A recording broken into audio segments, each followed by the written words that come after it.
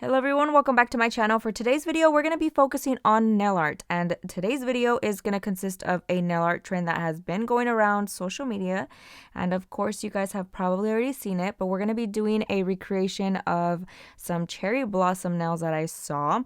I have seen so many on my feed, so I figured I would give it a go and share with you guys exactly how I would recreate this set. So we're starting off with a very deep French design, and I am using the pastel mint color from the gel liners from Profiles Backstage, and I'm just using the applicator that it comes with. I figured I would just go ahead and use these since these bottles are supposed to be made for very easy nail art. And I always end up using my own nail art brushes, so we're trying it with this brush. And not gonna lie, it was a little bit tricky, but I feel like it's just getting used to it, and it is definitely very convenient just being able to take it out of the bottle and use it straight on for nail art. So we're just starting off by doing our smile line however you'd like. You can put it up higher, bring it down lower, make it a little bit wider, whatever your preference is. I typically go more for an almond smile line. I feel like that just looks really good on long nails. So we're going to go ahead and give that a go. I'm going to go ahead and repeat it on the rest of the nails. And because this is gel paint, remember, cure it whenever you feel it is necessary. I went ahead and did all of my French design, and then I put it in the light for a full minute to make sure that everything was nice and cured.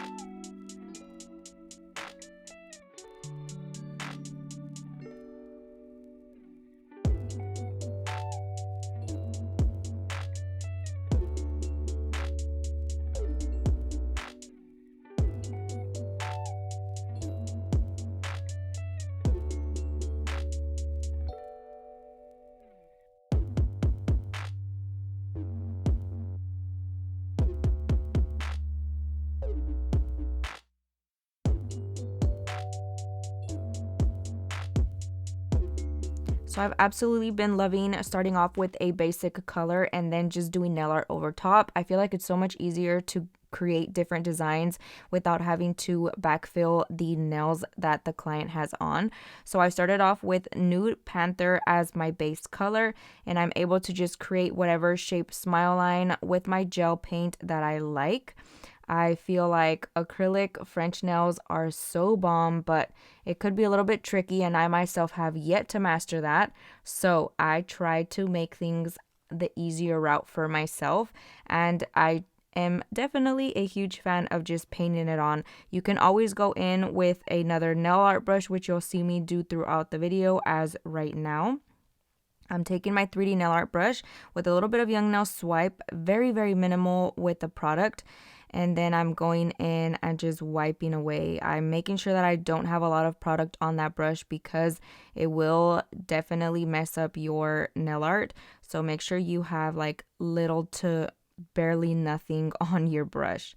And I just go and carefully carve out the smile line, make it a little bit more perfect, and fix any little areas that I may have messed up. Sometimes my hands tend to twitch a little, and that definitely ruins the whole look. So I want to make sure to get it as crisp as possible, and this makes it so easy instead of having to go in and file that out and carve anything out with an e-file or a hand file. So That's just my personal preference. But again, remember to cure this fully in the light. Then we're going to be going in with our top coat. And make sure that I don't forget to top coat before we go in with our topical nail art.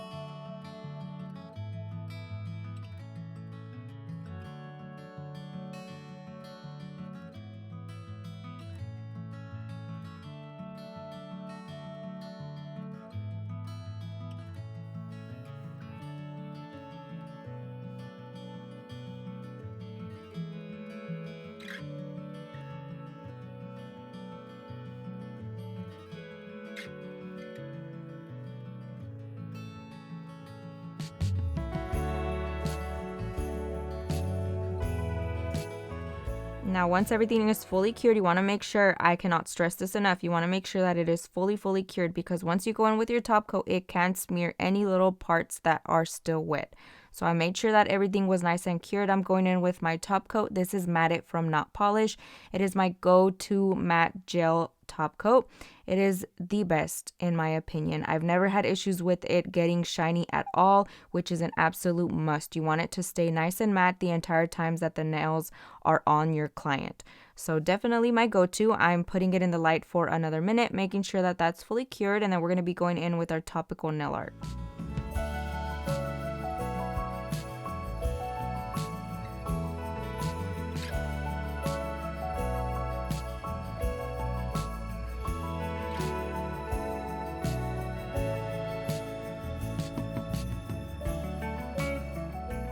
Now for that topical nail art, we're going to be also using the gel art liners from Profiles Backstage. This one is from the fall collection, the deep brown color. I believe it's called Coffee, but I absolutely love this brown. It's super pretty. And I'm just going in and we're going to be drawing our branches. You can absolutely go into way more detail with the branches, but I decided to keep it very simple, as I wanted to cater more to like the beginner nail techs. I know sometimes nail art designs are very intimidating, but I'm here to tell you that they do not have to be. Just make sure you practice and you will be good to go. So I'm basically just doing some squiggly lines. I started off with one, brought a tiny little branch out, and we're just going to be repeating that. I'm placing it in different sections of the nails on each of the nails just to kind of make it a little bit different. And like I said, you can always go in a little bit more intricate, but to make it super simple, we're just doing kind of a swervy branch effect very easily. And then we're going to be placing that into the light for another minute. Make sure you absolutely cure this one for a little bit longer than a minute. I like to put it in there for 2 rounds because it is super pigmented, which makes it really hard for the light to cure through every single layer of that pigment. So you want to make sure you place it in there for a good amount of time so that you don't get any little areas that crinkle or anything like that.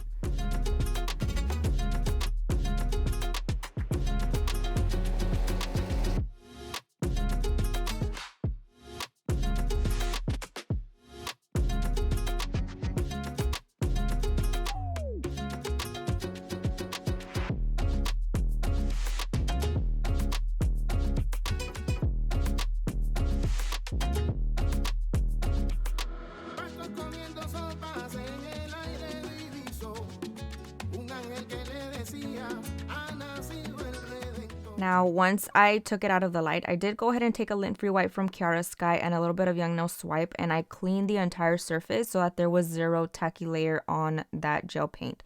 I have done nail art on myself where I don't top coat it and it will not come off. Do not quote me on that because of course it depends on how hard you are on your nails, but me personally, I've never had issues. So if you do feel like you would have issues, go ahead and do the brown underneath the top coat it all, and then go in with your petals. So it kind of just depends. You always have to make sure you do like a trial and error kind of thing.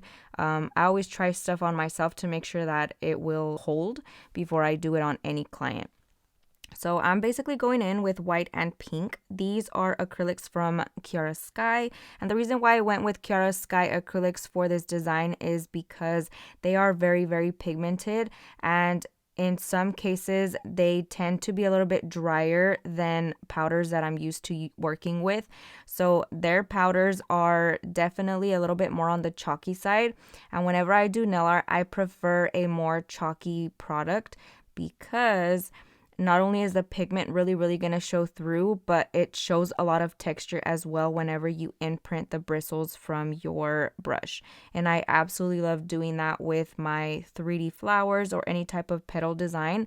When you imprint those bristles on that petal, it just creates so much texture and it freaking brings the design to life. I feel like so good. I absolutely love the look that it creates. So we're basically just going to be dipping our brush into the white powder first, and then immediately after into our pink powder. And we're going to be creating like a two-toned as the cherry blossoms typically are. You see the white petal with the pink center. So I'm basically trying to recreate that. And we're just going to be placing it onto whatever area of the branch you would like. And then press down the center of the petal. Really focus on the center portion and push it out, and you will get the easiest, most simple little petal you can ever create. But it looks so cute. So definitely try this out, you guys. It is such an easy design to create, and I think it's super perfect for springtime. And it's just so cute all together. The colors just look so good as well. And of course, this nail art brush is from Amazon. I'll leave that linked down below in my Amazon storefront. It is my go-to. I've had it for 5 years. And I don't know if you guys can tell on camera, but I definitely need to replace it. Some of the bristles are kind of frayed out, and I feel like it's just time. It has been with me for that long, so I definitely will be ordering a new one.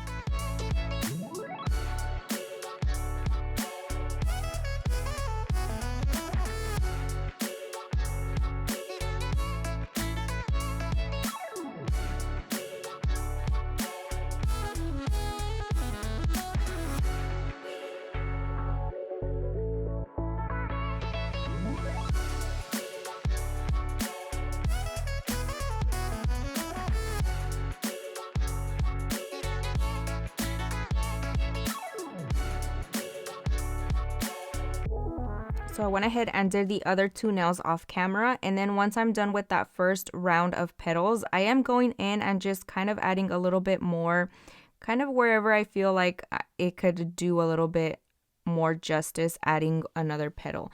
And I'm adding the smallest, tiniest little petals just to infill those areas. And I feel like it definitely made a huge difference by doing that simple step.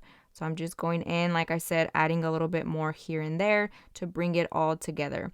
But that basically concludes today's video. I hope you guys loved it. I hope you guys learned a ton.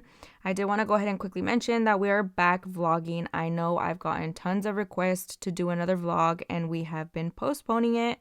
I don't know why, but we are back. So make sure you guys subscribe to our family vlog channel. I'll leave that linked down below as well if you guys are interested in checking that out. You guys get a little bit of glimpse and like behind the scenes of everything that goes in our lives and my nail life as well. So I hope you guys enjoyed it, and I'll see you guys next time. This is for my